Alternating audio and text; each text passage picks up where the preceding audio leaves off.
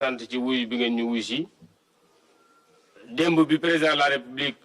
defee discours am à la nation sénégalais yëpp dégg ko am na mesure yu am solo yoo xam ne yi jël na ko benn mesure bi tax ma ñëw mooy état d'urgence ndax état d'urgence dafay loo xam ne lii bu ñu ko jëlee liberté yi ñu doon am pour di dem ak dikk dootuñu ko am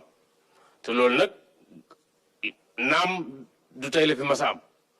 waaye peut-être ñu bari jotuñu woon ko dund comme ni nga ko war a dundee tey baax na tax ñu leeral ko te expliquer ko nit ñi donc tey bu 8 heures xasee jot ci ngoon ak fan yii di ñëw 8 heures ba 6 heures dañuy tere nit ñi di dem di génn donc kenn ku ci nekk dañ lay wax nga toog sa kër loolu li ko waral jàpp naa ne ministre de la santé expliqué na ko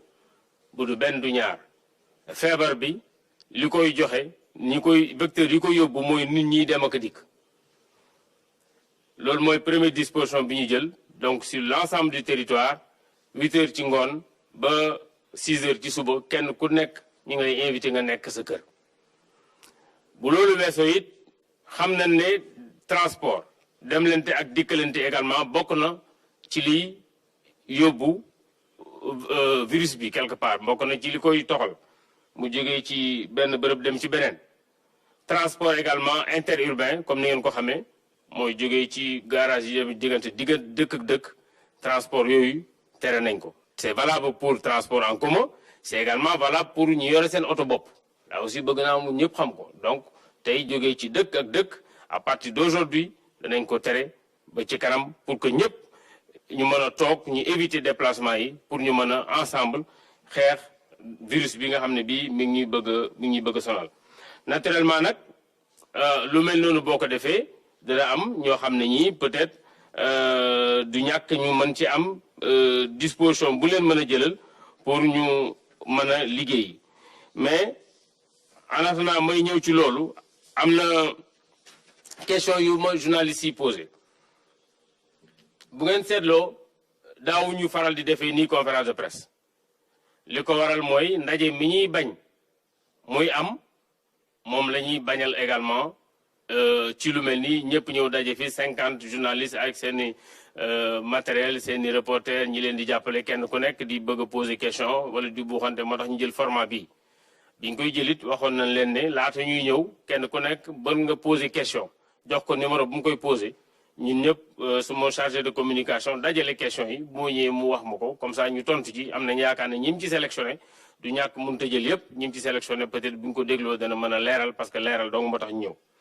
benn bi am na ku ko ci posé question mooy Samba Ardo Ba journaliste Dakaractu wax na ci yan mesure la entreprise yi jël loolu bu ñu yegsee ci dérogation yi peut-être entreprise yi mën nañ xool ndax danañ am éligibilité. waaye li leen di ñaan mooy autant que faire se peut maanaam tant que mënoon na nañ jéem a adapté seen liggéey ci contrainte yooyu maanaam fexe ba ñi leen di liggéeyal duñ génn 6 heures ba 20 heures. Sénégalais yi ban risque la ñuy am pour ku respecté wul lii état d'urgence dafa am loi boo xam ne bii mi ngi ci réew mi depuis 1969 loi bi changé wul disposition loi bi la ñuy respecté ku respecté wul état d'urgence amuloo benn dérogation bu justifié nga war a génn.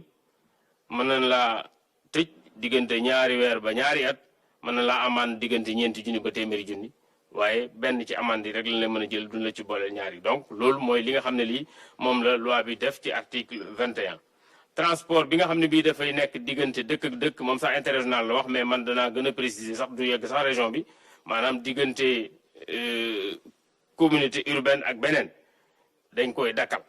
donc. fi mu toll nii te loolu du uniquement transport en commun la concerné même borom oto yi boo amul benn justificatif benn dérogation bu la jox permettre la nga jógee ci dëkk bi dem ci beneen dëkk et ceci à partir d'aujourd'hui à 20 heures donc loolu yaakaar naa ne leer na.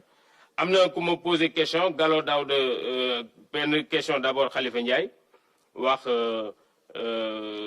mais yaakaar naa ne benn question bi ci man la bi ci des ci ministre des transports. ñaata gendarme ak alkaati li ma ko mën a wax rek mooy pour ñu respecter état d'urgence bi gendarme yi ñoo ciy liggéey ak policiers yi ak militaires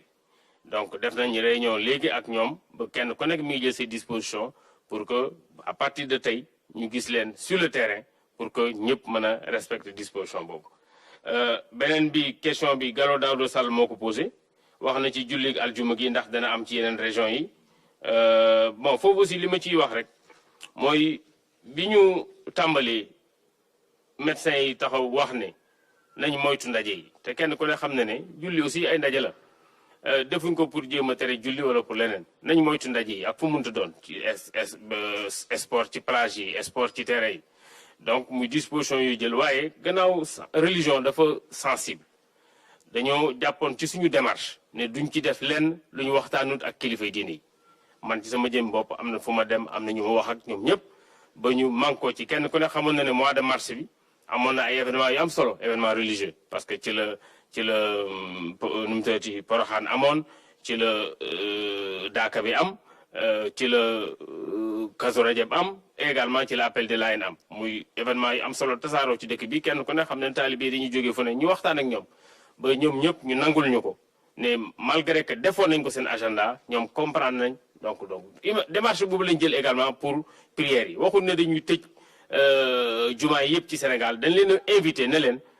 lii buñ ko defee lii mooy conséquences yi parce que bu ngeen seetloo feebar bi ni muy yokkoo dèjà mën na jóge ci benn ndaje rek daal di tasaaroo ni muy yokkoo ci àdduna bi dafa xaw a doy waar dafa yéeme kon démarche boobu lañ jëloon aljuma bi passé bi ñu jëlee waxtaan ak imam yi waxtaan ak yenn kilifa yi diine yi wax dëgg yàlla